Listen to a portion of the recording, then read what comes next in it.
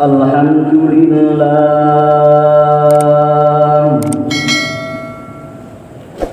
alhamdulillah ala ni'amihil ladil halimis sattam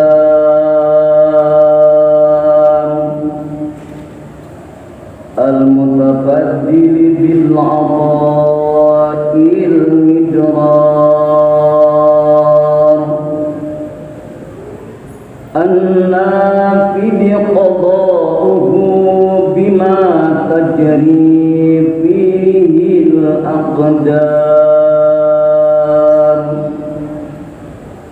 yudni wa yub'idu wa yusfi wa yus'idu wa rabbuka yakhluqu ma yasha'u wa yakhtar. Asyhadu an la ilaha illallah wahdahu la syarika lahu wa asyhadu anna Muhammadan 'abduhu wa rasuluhul mustafal mukhtar.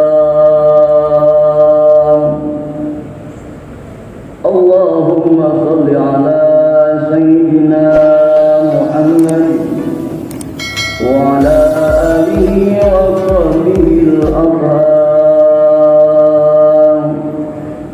wa sallama tasliman katsiran.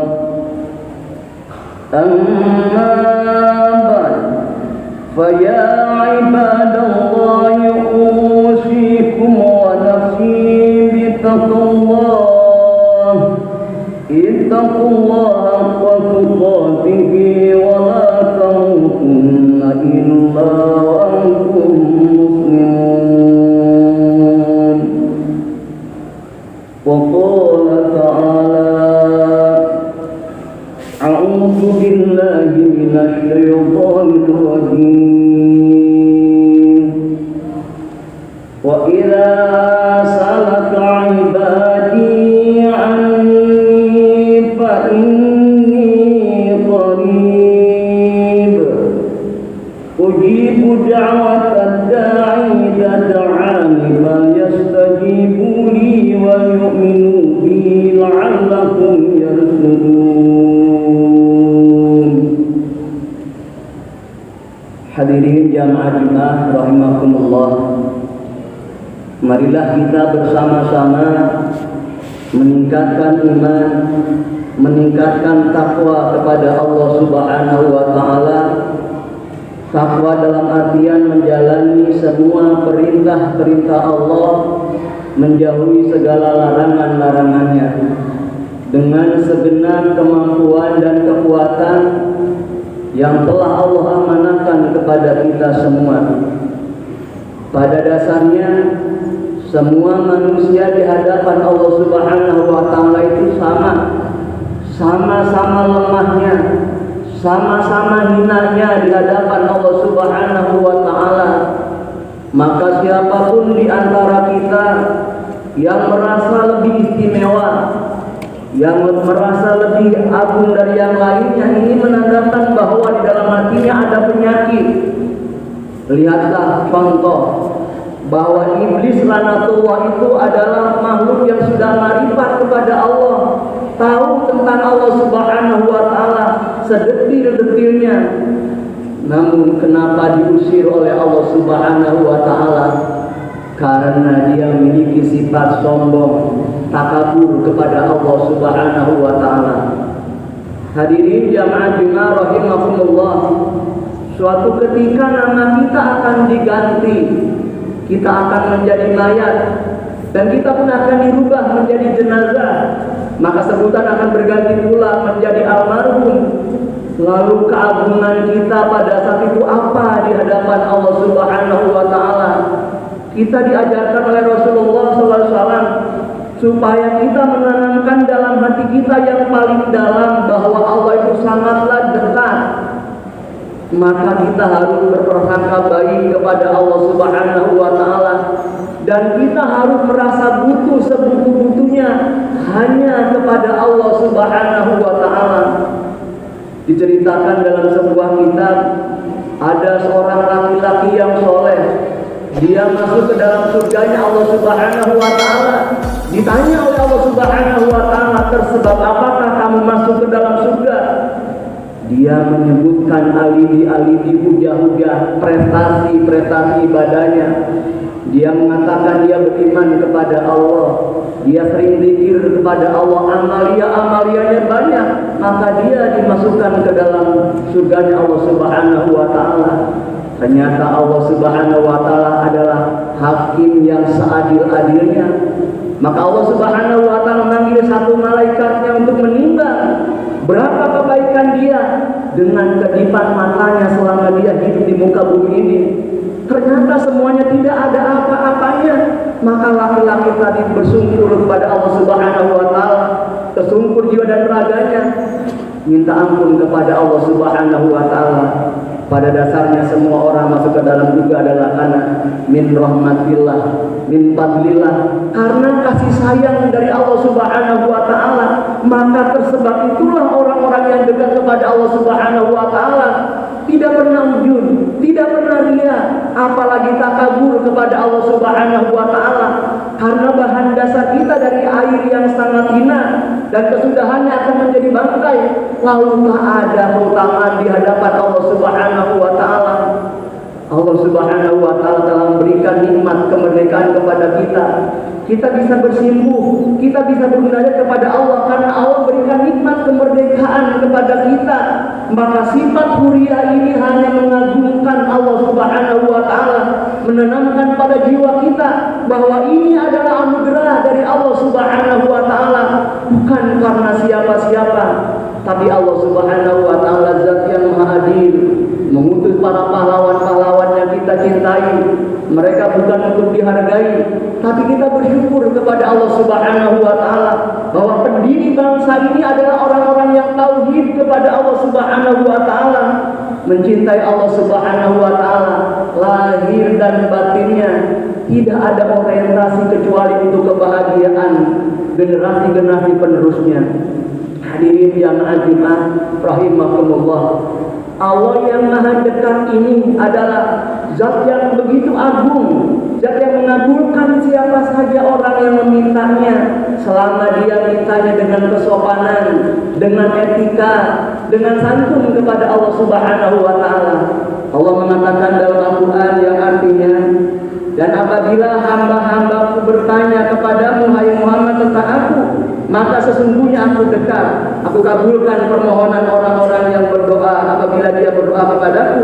Hendaklah mereka itu memenuhi perintahku dan beriman kepadaku agar mereka memperoleh kebenaran. Hadirin jamaah Jumat rahimakumullah, Allah itu adalah zat fayadhiru liman yasha wa yu'adzibu man yasha. Allah itu adalah zat yang bisa mengampuni siapa saja dan bisa mengadab siapa saja. Karena kondisi semacam ini, maka berhati-hatilah orang yang taat kepada Allah Subhanahu wa Ta'ala, karena Allah itu bisa membolak-balikan iman seseorang. Ada orang yang beriman di pagi harinya, pada sorenya diambil oleh Allah Subhanahu wa Ta'ala. Kalau uang yang hilang kita akan terasa, namun iman yang hilang, banyak orang yang tidak merasakan apa-apa. Dia mengatakan kalau dia bisa sholat, kalau dia bisa berpuasa, kalau dia bisa beramal soleh yang banyak, namun semuanya itu adalah biiznillah, dengan izin Allah Subhanahu wa Ta'ala. Orang yang yakin yang semacam itu adalah orang-orang yang terpelihara ruhnya, terpelihara jiwanya, sehingga dia hanya mendekatkan diri kepada Allah Subhanahu wa Ta'ala. Orang yang semacam ini di hadapan Allah Subhanahu wa Ta'ala, walaupun dia tidak populer, walaupun dia tidak terkenal, namun namanya akan disebut-sebut oleh Allah Subhanahu wa Ta'ala. Siapa contoh itu? Sahabat Uwais Al-Qarni yang tetangganya tidak mengenalnya, tak ada pekerjaan yang tetap bagi dirinya, namun kecintaannya kepada Allah Subhanahu wa Ta'ala tak dipunyai oleh orang sekelilingnya. Hadirin yang azimah rahimakumullah, maka kita bersyukur kepada Allah Subhanahu wa Ta'ala bahwa kita dijadikan oleh Allah Subhanahu wa Ta'ala sebagai warga negara Indonesia yang kita 76 tahun diberikan kemerdekaan oleh Allah Subhanahu wa Ta'ala. apa yang pernah kita ucapkan, apa yang kita pernah sumbangkan, tenaga apa yang pernah kita bela pada saat ini. Kalau kita bertanya semacam itu, maka tak ada bandingannya dengan pengorbanan para pahlawan terdahulu. Mereka bukan hanya meneteskan darahnya, semuanya dikorbankan untuk kita, generasi yang sekarang ini yang mengisi kemerdekaan. Kalau kemerdekaan ini kita hasil dengan berbaik sangka kepada sesama kita, bukan dengan caci maki, semuanya damai, semuanya aman. Ini yang diharapkan oleh para pahlawan kita. Memang kita semuanya tidak sama, kita punya perbedaan. Namun kalau perbedaan ini dijadikan satu, maka perbedaan ini akan menjadi indah. Bukankah tubuh kita ini anggota-anggotanya berbeda-beda? Ada tangan, ada kaki, ada badan, ada mata, ada telinga dan lain sebagainya.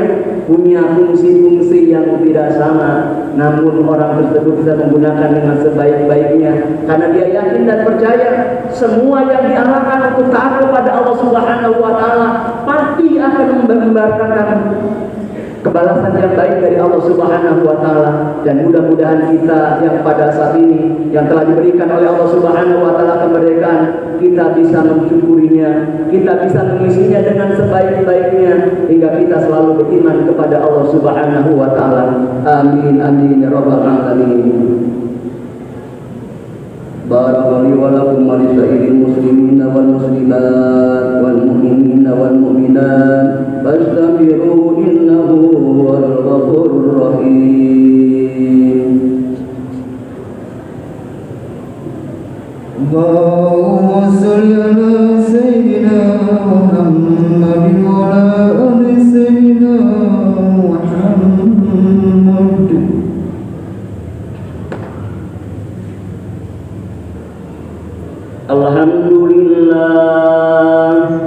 Alhamdulillah ya hamdi. Asyhadu an la ilaha illallah wahdahu la syarika lahu syahadat 'abdi wa asyhadu anna sayyidana Muhammadan 'abduhu wa rasuluhu wa fi ahdihi. Sallallahu ala sayyidina Muhammadin wa ala alihi min ba'dihi wa sallama tasliman katsira.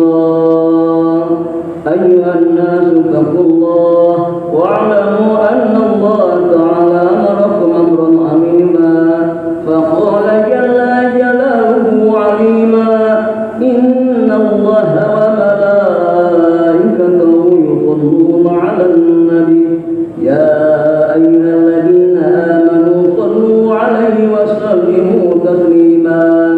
اللهم صل وسلم على سيدنا محمد سيد المرسلين وعلى آله وصحبه والتابعين والتابعين لهم بإحسان إلى يوم الدين وارحمنا معهم برحمتك يا أرحم الراحمين. اغفر للمؤمنين والمؤمنات والمسلمين والمسلمات إنك سميع قريب مجيب الدعوات يا قاضي الحاجات.